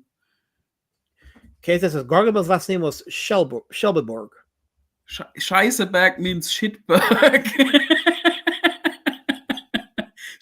Wait. Plunchcast is yelling at me. Let me see what he says. He says, if you actually paid attention, D-man, that was part of the education post above it. Why am I even commenting in chat if you aren't paying attention? Keyword. See, the violence, Plunchcast, was not necessary. It was not necessary. Wait, what were you referring to? You referring to this comment here? Is that why? Let me see. Let me contextualize it. Compare 90s X-Men to 2025 X-Men. And then he says, if you actually paid attention, I don't know. Words are hard. I can't. Anyway, I'm sure there was something there that I should have listened to, but I just did not. So I'll catch on replay. Just for you. In his 30s cartoons were dope. You see the new game coming out called Mouse PI for Hire, giving me a classic Disney design, but going around guns and blazing. Oh, that'd be fun. That'd absolutely be fun. Pierre says, Helmet, he's adding you, Helmet. He says, I swear last time it reminds me of a certain mustache man. More and more. Keep your eyes on him. Wait, mustache man? Yeah, but that was what a guy from Austria and Germany. Oh, wait, Charlie Chaplin? Do you have any relatives in Argentina, Desmond? I don't. Not that I know of, anyway. So there you go. Actually, I have to look into that.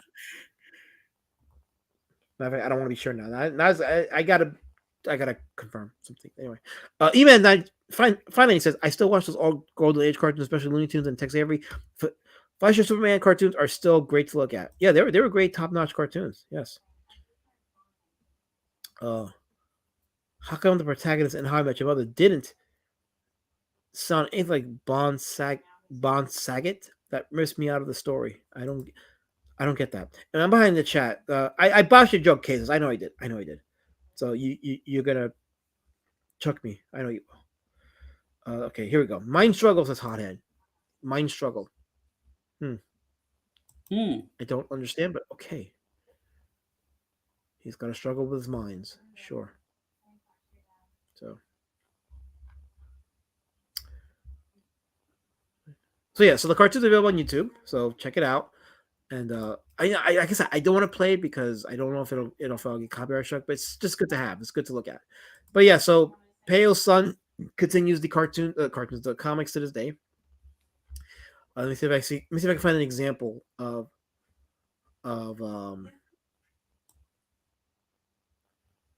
anything. But let's see. You're searching for the newer cartoons, or I'm checking to see if for any of his later contributions.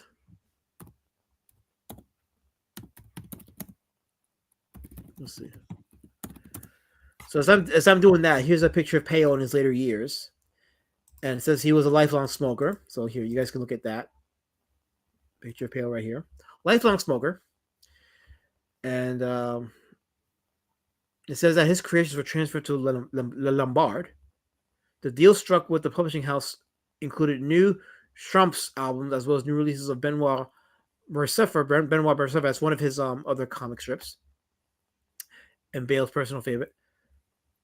Okay, so look, what happened was it looks like Peyo transferred the business ownership of his stuff to Le Lombard.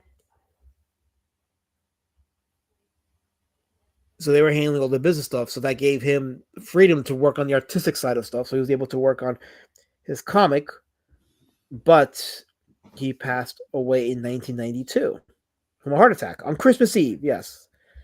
At the age of 64. He was working on it with his son. So he was actually collaborating with his son on the later Smurf comics. And his final comics that he did with his son were published in January of 1993. And it was part of the Johann Peyo album. So, and yeah, so the comics are still written and drawn by his son. So his son is carrying the legacy. And reading a list of names. And yeah, so again, like we talked about the French comic scene, and Peyo was a big part of that. Just like Jacques Pion. And I know I'm saying the guy's name right. You guys make fun of me for saying it, but I know I'm saying Jacques Pion's name right. You guys can miss me with your virtue signaling. I know I'm saying it right. Oh, Angela Curry's in the chat. Hello, Angela. Hey, Angela. So, but yeah, so I think yeah, go ahead. Smurfs is still a multi-million-dollar IP, especially here in Europe. Everybody knows Smurfs, and they have a buttload of merchandise. At least here in Germany, you can buy everything with Smurfs on here. They are very beloved in Europe. Still, like Asterix and Obelix and Tintin. Every Franco-Belgian IP had a very longevity. So here in the States, you can go to any like smoke shop or like novelty shop or souvenir shop, and you'll see a Smurf related item, whether it's a card, a bag, keychains. So yeah, so I at least I know like from like within the last 10 years, that's still something you can still find in shops, but I think you still can, because again, the comics are still being made, so there's still a new generation of people that are finding out about Smurfs. To compare it with an American IP and American merchandise, Smurfs are as big here as Garfield is in the USA. It's equally high. Now, let me ask you a question. Why do you think the Smurfs are popular over there? What do you think is the appeal of the Smurfs? It's innocent. It's for children and for those who were children when it first came out. It got handed from parents to their kids. Everybody knew Smurfs. My parents knew Smurfs, so I get to know Smurfs. And it was a very family thing.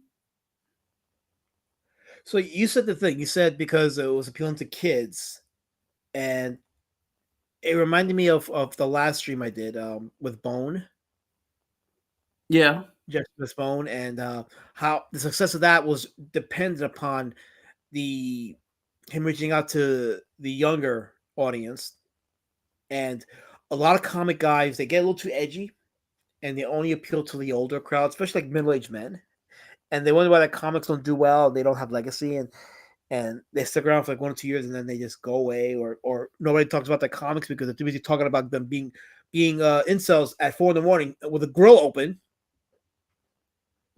Because their priorities are mixed up. Yeah, they're missing it. Good. That's not the case with Smurfs. That's not the case with Asterix and Obelix. It's a very special comic appealing to adults and kids, and especially to families. Yes, and the thing is that even though they appeal to families and kids, they weren't dumbed down stories at all. No, they have popular topics. Yeah, Yeah, absolutely. And like you said before, they especially Franco-Belgian comics for kids, they didn't treat children like idiots. Yes. Same with the Japanese. They don't. They a lot of their media is geared towards younger kids, but those kids don't grow up to be maniacs or sexual deviants. They actually have a modicum of education because they don't treat their kids like idiots. Yeah, that was also something that I liked about He-Man or GI Joe. They always had it at the end a moral to give to the kids, even if it was something trivial like don't steal, don't lie. Right. But it was always there for the kids, and the episodes were always geared towards this message, and that's what I loved about He-Man and GI Joe and stuff like that. You know, the writing for the He-Man series, the old Filmation series, very underrated. Yeah, they couldn't show violence on the show, so they had to write around it. But the way they told the stories and the way the characters are presented, it's actually very well written for a cartoon series. Very mature, and they didn't rely on violence or sex to tell a mature story. It's so funny because those cartoons were created to promote the action figures, and they still had this deepness in their message, which is totally gone by today. Try to find some message in Steven Universe and shit like that. So we're talking about Smurfs, and JD Kirby's got to bring up Ziggy. This is why you're a rogue, JD. I mean, I'm just Moz, do your thing. Just go ahead. What Ziggy? Ziggy Stardust, David Bowie, or what Ziggy? I think you mean the character Ziggy. Remember Ziggy? No. Let me pull him up because yeah, Ziggy actually. I remember as a kid looking at a picture of Ziggy, and the first thing that came to mind was the Smurfs. But he's not a Smurf, but he kind of has that. Well, there you go. This is Ziggy right here. He's a famous comic strip. Yeah, famous comic strip. Yeah, I think I saw that before, but wait, Matthew, what do you mean Garfield isn't? No, Garfield is popular here. What are you talking about? He actually is popular. I mean, maybe not as popular like as in the last 20 years, but no, Garfield is still still marketable. The movies not so much, but that's because they didn't understand the writing of the original stories. They didn't understand what made them appealing. The dry, sarcastic humor and sarcasm in those comics didn't translate well in the live action movies. But no, Garfield is still pretty, I guess, popular. Well, maybe not. Maybe I'll take it back. Maybe he's not that popular anymore.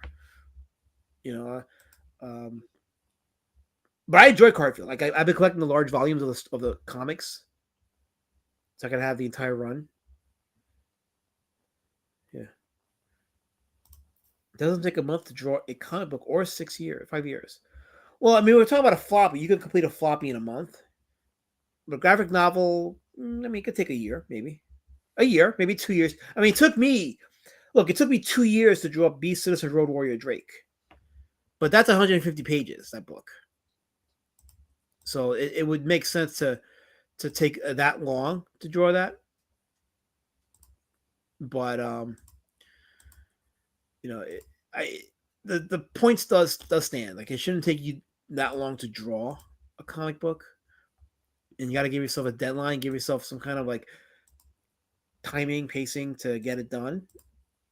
Because it does matter when you tongue on a long, overarching story that is spaced out between books, because people will get tired and they'll move on. Jim Davis Garfield was popular in the 70s and 80s. I mean, the popularity did carry into the 90s for sure. And there's still some Garfield merchandise out there. I still get the books. The books are still great. They're still pretty funny.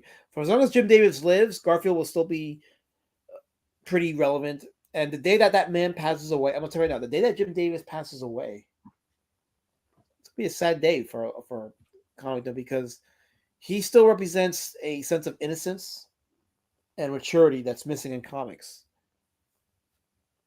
So it'll be a sad day when he passes. Okay, it says nothing quite sells comics to your audience than calling them incels at 4 a.m. while grilling steaks and proving that, unlike your audience, you get out because you went to the gas station 3 days ago. I have a feeling that this joke went over my head because I don't know what he's talking about. Oh, you don't know? No, what happened? A certain comic creator was out at 4 in the morning and did a live stream where he was pretending to grill. Liam Gray? No, but someone that, well, no, not him, but it was your boy, the creator of Graveyard Shift. There you go. Oh shit. Yeah. Then I don't want to know. Lord Raptor covered it. I'll leave it like that. Oh, okay. Then I have to rewatch that stream. Yeah, so it was last night's stream, which they were supposed to go over my documentary, but they went and did that instead, and it was fun to listen to. It was fun.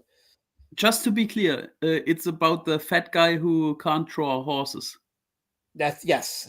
Okay. Gotcha. Yes, it's a Gargamel Schellenberg never gave up, and that taught kids the importance of perseverance. That's not the characters don't learn that lesson from, but if it made you a better man, then sure, why not? Go ahead, let's do it. All right. Gargamel is a giant shithead who wants to eat the Smurfs. I'm gonna leave that one alone. I don't want to say anything about that. Anyway, American Boy says, "Hail last night in the chat. Welcome, Mugen One. Welcome to the chat." Elasmit, we should read the Guardian article about the anti-Semitism of the Smurfs. Is it really there? Well, I mean, will YouTube pussy out? I did send you that. It's on X. Let me check. Hold on, because I'm wondering if YouTube will. I mean, it should be fun to watch. Ready to read? I mean. Now, here we go. Okay, Smurfs accused of anti-Semitism and racism. No, I'm not gonna sign up for your shitty newspaper. So here we go. Smurfs accused of anti-Semitism. Yes, the Guardian and racism. Fans are angry. Let me see if I can enlarge this. Here we go. Fans are angry over a new book alleging that Peyo's much-loved children's tale contains overtones of both Stalinism and Nazism. So we had that in the chat. See, somebody's in the chat. This is your fault. You guys in the chat promoting this communist crap with the Smurfs, this is your fault. You did this. All of you did this. Every single one of you.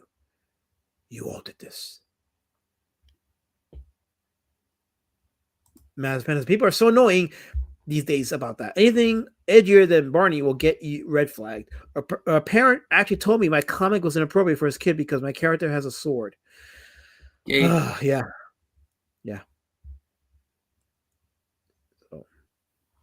I'm just catching up to the chat. I'm going to skip a few chats. Okay, here we go. Let me read the article. So where is it? Here it is. Okay. A little blue army of fans have mobilized to defend the Smurfs against accusations of anti-Semitism, racism, and communism. Of course they did. Antoine Bueno, a lecturer at Sciences Po University in Paris, makes the claims of it in his new book, Le Petit Livre Bleu, Analyse critique et politique de la société des Trumps. I think I translated to the little blue life, critical analysis of politics of the Society of Smurfs.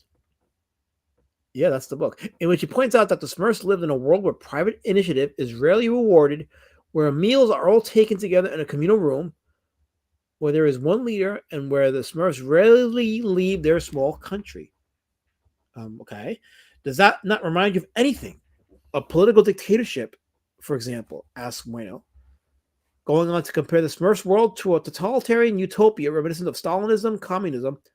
Papa wears a red outfit and resembles Stalin. No, well, that's a stretch, but while Brainy is similar to Trotsky. Wow, they really went deep on this one. And Nazism, the character of the Smurfs' enemy Gargamel, is an anti-Semitic caricature of a Jew, he proposes. I didn't write that. I'm just reading it. I didn't write it. We made the joke before. I know. A story about the Black Smurfs, meanwhile, in which the Smurfs are bitten by a fly, which turns their skin black and renders them unable to speak, has colonial overtones. Reactions to the book were immediate and hostile, with comment as it should be, with commentators on Smurf fan sites calling Bueno a dream breaker, an imbecile, and a crook with paranoid delusions who is ruining childhood memories. Bueno said that hyper-violent reaction has been very surprising. Frankly, I never expected it, he told The Guardian. People think I'm moralizing, which isn't my approach at all. I analyze fairly. I have fun. I do not want to disenchant. One can keep one's childhood approach and impose on top an analytical approach which smiles to itself. He believes the emotional nature of the response stems from the Smurfs' place in fans' childhoods.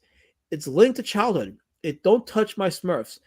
Don't touch my Proust Mardeline, he said. Le Petit Livre Bleu is a true monograph, the first ever done on the Smurfs, says Bueno, and is rigorous and thorough and documented based on intuitions expressed long before his book, including the Cold War paranoia that Smurfs stood for small men under red force. What? So, wait. So there was a paranoid belief that the term Smurf stood for small men under red force. And explorers believe that popular works, however innocent they seem, have much to say about our society. But despite its serious purpose, the book does not take itself seriously. I mean, okay, so to touch on that for a second, so his idea, his thing is that they wait. I'm reading, Jabba. Calm down. Oh wait, oh yeah. I'm not supposed to read your comment until I do this.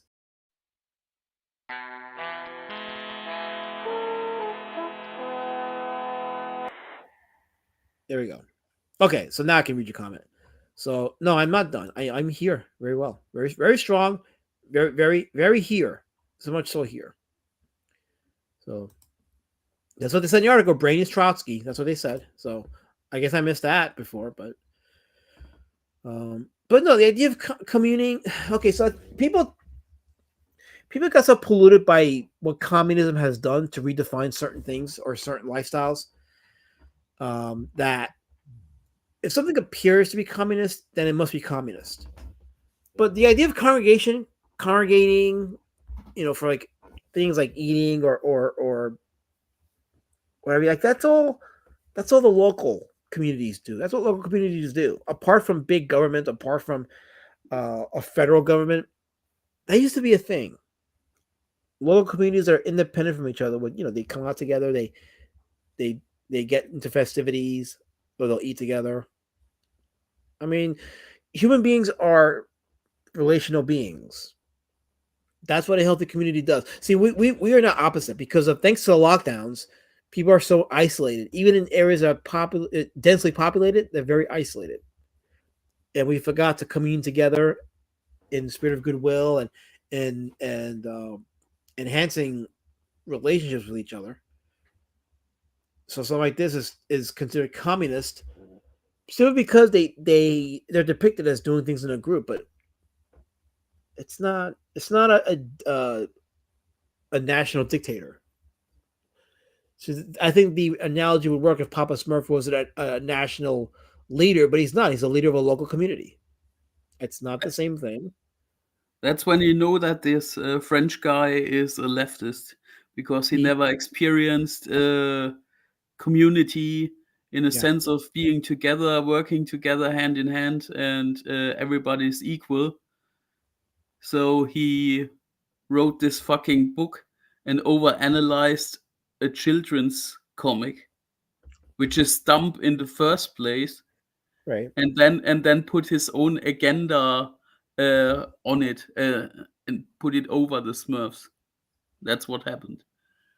Richard just says communism died years ago. It only exists in people's minds. You cannot be communist unless living in a regime. It's not belief. It's like some BS religion. Some people would disagree and say that the U.S. has kind of inherited communist legislation, especially with with certain organizations like the Department of Education and Department of Agriculture, like centralizing certain departments in our country has communist overtones, but anyway, I digress. That's neither here. We're talking about the Smurfs. We're not talking about this deeper meaning stuff. So, French person leftist? That's redundant, says Colin. He's not a fan of the French. So, there's a lot more to communism than living. Yeah, exactly. That's why I'm like, this is pretty narrow thinking. Just to assume that just because Smurfs are communal creatures that somehow it's reminiscent of communism. That's not communism at all. This article reminds me of articles accusing Sesame Street of communism. I mean, Sesame Street has pushed some leftist propaganda in the last few decades, but that wasn't Jim Henson's early intent, though. But yeah, I understand that. Reminds me of that South Park episode where the kids make a book just to be vulgar, but all the people are finding different meanings in the book that just aren't there.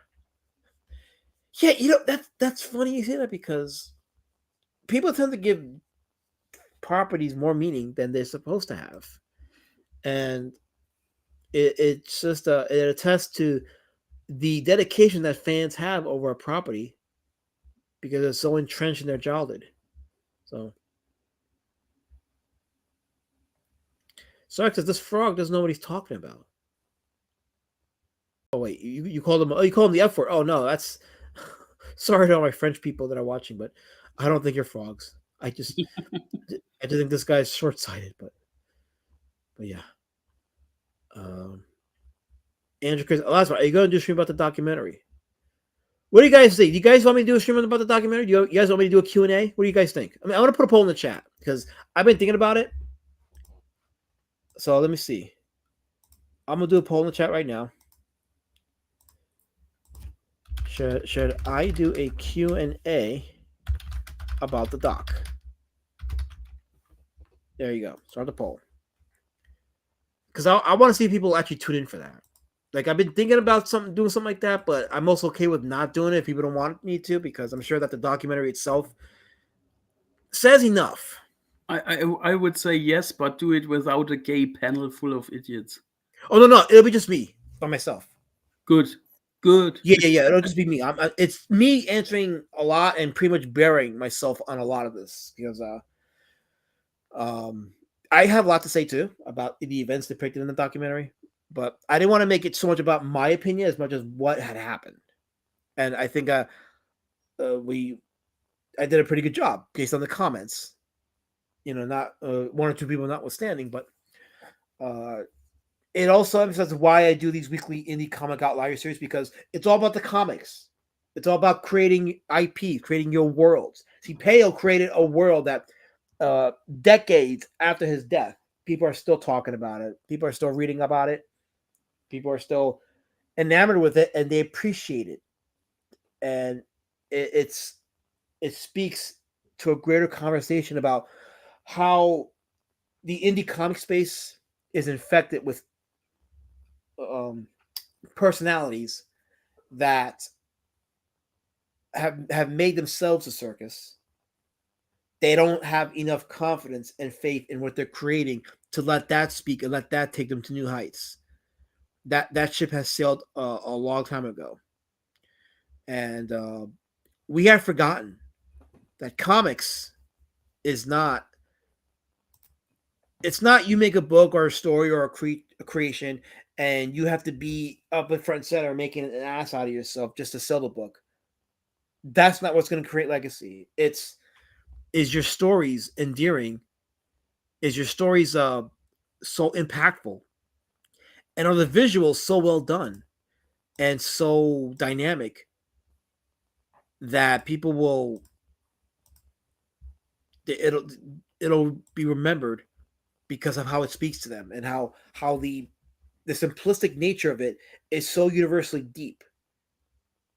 And like a computer, your brain records it and it stays there in the memory drive.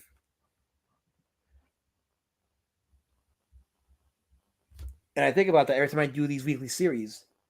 That's like, I do want to get more into like the failure of CG and indie comic communities that emulate similar methods or similar means of staying relevant.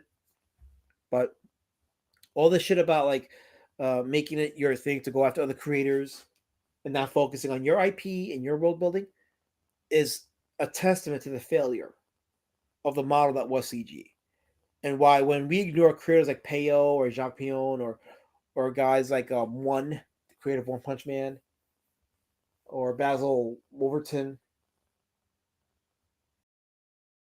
when we ignore guys like Fletcher Hanks, and we don't look into what they've done and how they've done it and how they built a legacy. Some have longer legacies than others, but they've made enough that their name in the comic, their comic zeitgeist is less what they've done as humans in society and more about what they've produced and the work they produced. So much so that once you have become a fan of their work and their work has inspired you in some form or another, their life as a human is secondary, but it adds a depth to what they produced, not the other way around. Punchcat says, that was a good informative documentary. I give it an 8 out of 10 on IMDb. Quack. Yes, there you go. Indie comics are a pond filled with frogs, ducks, and swans and fishing. Lots of animals. Yes, I know. It's weird. Lots of animals. Andrew Curry's got the link to the doc. If you haven't seen it, go check it out. Because one of the comments in the documentary today was by a person who claimed CG, but was not privy to a lot of the shit that happened in the last 2-3 years. And he talked about how he was on a comic book community talking about how he empathized with CG, and he got roasted for it. He didn't know why. He saw the documentary and he was like, I can't believe this shit actually happened. He's like, now I know why people don't want to associate with CG. So there's a lot of people that don't know about the shit that's happened, and they don't know. So yeah, we talked about the European perspective on CG on one of your streams in the past, and it really is a fact. All the people here in the German comics community who know CG don't like CG. There's not one person who I talked to who said, oh, Comicsgate was a good movement. That was a good idea. Nope. They all treat it like a laughingstock. And they should. It should absolutely be mocked. And the idea was a good idea back in the first year and a half of it. But what happened was it got too centralized. And unfortunately, because of that, because any movement with anybody that calls itself a leader, it's gonna go the same way.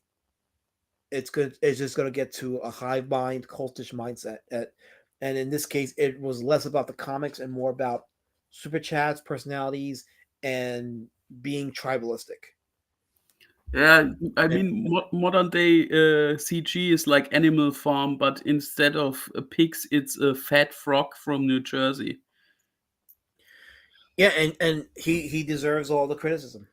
He absolutely does. Like when we read about Peyo, what did Peyo do? Peyo created an IP that lasted generations. He cared about the stories. He was inspired by comics. He took the inspiration he got from those comics he read, and he made his own comics. He took that and did his own spin on the medieval stories that he was a fan of, and he produced something fun but visually dynamic, stories that lasted generations, and it expanded to cartoons, movies. You think and all these outliers that we spotlight, all of them, you'll notice that nowhere do you read or hear about their beefs with other creators. They don't make it a thing to obsess over other creators and make content. And by content, I mean books, because there was no YouTube back when they were growing up. But they don't make books about some other creator they don't like, and that becomes their sole focus. They don't do that. They're just telling their stories and characters that people like, and they do that. And on top of that, they cross promote each other. I see it with Weißblech Comics in Germany. When I get a new issue of Luba Wolfschwanz, there are several sites with advertisements from other comic companies in Germany. They promote each other, and that's totally natural. And if you go to a German comic convention, everybody is friendly with each other. Even the guys from Panini who distribute DC and Marvel, even those guys, the higher ups, all are friendly. You won't see the screeching fat danger hairs, and you won't see the fucking neckbeards that buy Cyberfrog comics. None of that exists here, and I'm very, very proud to say that. Kindness, professionalism, and respect. That sounds like a cliche thing, but it's powerful. Yeah, but it exists here. It's a totally normal thing. Not only in Germany, it's also in the French comic market, the Italian comic market. Everywhere in Europe, you can see the people working together and have fun reading and promoting their stuff. Yes. Plunchcast says even the leftists in the mainstream are better than CG in the Throat Gold Cultist. So that reminds me of Ed Piskor. Ed Piskor was a leftist. And yeah, he had his views, but you know what he didn't do? He didn't go on his YouTube channel, Cartoonist Kayfabe, and he didn't produce videos about his political enemies or the creators he don't like. No, he was making videos along with Jim Rugg. They were making videos about the comics they loved. And those comics they loved weren't picked based on those creators' political beliefs. Because if it was, they wouldn't have reviewed Frank Miller stuff, for example. No, they were all about the love of the comics, the love of the medium. And the way they dissected the art and the writing, it made you just want to buy a comic. Or in some cases, like me, it made you want to just make the comic. There was a love and appreciation for the medium there. And it was all about the fun. And that has been missing big time in CG. And that is CG's biggest failure. 100% failure. So, but yeah, I don't want to spend too much time on this topic because I only mentioned it because it was a nice segue from what Peyo was doing and someone mentioned the doc and I'm I try to bring it back, but it sounds like people do want me to talk about it. So let me see. According to the poll, 18 votes and 78% of that should do a Q&A about the documentary. So, maybe Saturday night. I mean, what do you guys? Okay, so I'm gonna say yes. I'll do a Q&A. Now I'm gonna do another poll. Okay. Actually, Saturday night might not be good because I might be. So let's do Saturday. This is Saturday night 8:00. Okay, how about this? Is Saturday night 8:00? No, Saturday 8 or 7. Let's do 7. Okay. Is Saturday? That's a Q&A. That's not what I meant. Let me do this. Start a poll. Is Saturday night at 7 p.m. Eastern Time good to stream? There we go. So, because I know the last few Saturdays there hasn't been much people streaming in our circles, so there's been a call for it, and I don't want to do Saturday streams regularly because I do want to spend Saturdays like with other things, but no, I'm not gonna see Carol. Be quiet. I am not gonna see Minecraft. That Minecraft movie. I forgot that shit was even a thing. Damn. Ew. Wow. Another Jack Black Hollywood slop. Right. Bear says CG lost me when the Dungeoneer shit went on, and then on Eric July started, got tired of that and political bullshit. What should have been a comic streams. Yeah, I mean that was a humongous blow to the movement. So yeah, so I have the poll open. Should I do Saturday at 7:00 Eastern Time? Hottest at 7 or 8 works. Okay. By the way, you guys in the chat, because no one has done it yet. So I'm just gonna go ahead and get the link. And let me show. I like this. I'm gonna show this here just because I like it. Because why not? Okay, so if you've seen the movie and you have an account on IMDb, please go ahead and leave a review. Leave a nice thorough review. There's a link right there to the IMDb link to When the Culture War Hit Those Pretty Pictures, which is the official name of the movie. Go and leave a review. And let's see, let's get other people to have eyes on it. Because it's an important story. It's a story of respect, inspiration gone not gone unchecked. It's respect and inspiration replaced with egotism, money, and the desire for power. It's a tale as old as time. So go ahead and leave a review, and let's make this a thing. So, there's no seriousness. It was good. I appreciate that. Thank you. I really poured my heart into it because to me, this documentary was in its own way a piece of art. I called it your magnum opus. You did. That you did. Let's see. 13 votes so far, and 92% says yes. So it looks like I'm gonna stream Saturday night. More or less, it looks like I'll be streaming Saturday night after all, which is fine because I can use that time to do some drawing a little bit, and answer some questions. So. It'll be interesting to see the perspectives and experiences from the guys from the chat, what they experienced when those things happened that you talked about in the documentary. No, Colin, this is I don't know if you've been following Colin, but the chat is asking me to do a Q&A on the documentary that I released. So I'm thinking about doing a stream for this Q&A Saturday at 7. So this is the Indie Comic Outliers stays where it's at. The Monday horror streams I've been doing, that's going to stay where it's at. But this Saturday stream that I'm talking about is a separate thing. So, and I know you're not really into like the whole CG stuff, so I get it. But some people have been talking to me about doing a Q&A, so I think I'll do it. So that's it's something different. The Indie Comic Outliers, I'm still doing that. I'm just talking about something different. Yeah. But I don't know if it goes to the doggy. Yeah. Yeah. So now I'm talking about Q&A for the CG doc. So I hope Well Red streams over you on Saturday. Well Red, if you're watching, Jabba wants you to stream. So there you go. There you go. So Jabba the Hutt is a undercover Well Red fan. So yeah. Such a revelation. I know. It's almost like everything that's hidden is gonna come to light. So 15 votes and 87% says yes. So okay, so I guess I will be streaming on Saturday at 7:00. And then that way I can stream for a good 3 hours before that. I still have time for movie night with the miss. So believe it or not, there are a few people that aren't even here. Yeah, that's why like Colin, for example, is not here for the CG stuff. That's why I separate the CG stuff when I do the Indie Comic Outliers stuff. But I only bring it up, A, because of my experiences, and B, to illustrate the point of why these outliers are they've done well and why they have legacy.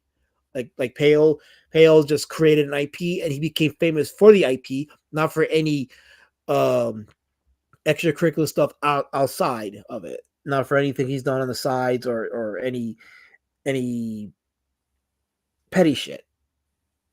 He just created his characters and that's what he made. So well, okay, there you go. I'm so glad. Now I'm glad I'm streaming on Saturday, Carol. Good. I'm hoping this weekend is infinitely ruined.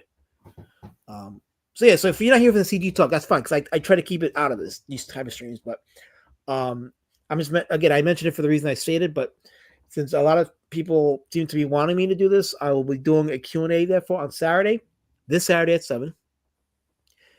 And there you go. It'll be fun. It'll be absolutely fun, I think. And we'll talk, and we'll see what happens. We'll see what happens from there. We'll see what happens from there. So, anyway, I think. By the way, the rating on the IMDb for the movie is at 9.6. Actually, let me show the page for a second, and so that's the IMDb page for it. When the culture war hit those pretty pictures, it's currently at 9.6 rating. It's got a stellar cast. 7 votes. Yes, stellar cast. Look at the cast. 7 people. I mean, not 7 people. A star-studded cast. It's got a trivia section.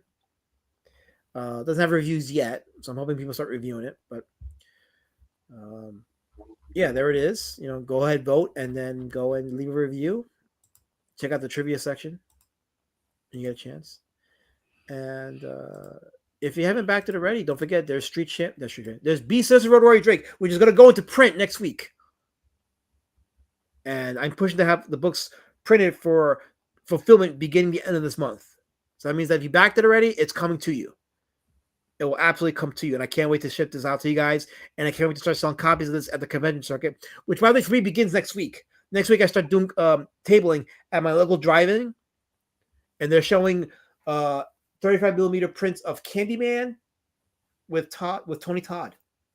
And I'll be selling copies of Street Champion Road Warrior Drake during that showing. So it'll be fun. It'll be absolutely fun. And that's what it's about. It's about fun. Making these comics and producing comics and creating a fan base is about the fun. About having fun. And that's what's missing, is the fun. And you're not going to get the fun by latching onto people. You'll get it by producing something that you're inspired by. And people see that inspiration and they're infected with it. And they want to invest in you because they see that you're having fun and that you're inspired by it. So that's what I need to replicate with myself. So I'm just going to highlight this comment for a second. I hope those reviews don't get review bombed. Believe it or not, guy, I have a plan for that. If that happens, I have a plan for that. So don't worry. I'm anticipating it. So there will be a plan for that. But anyway.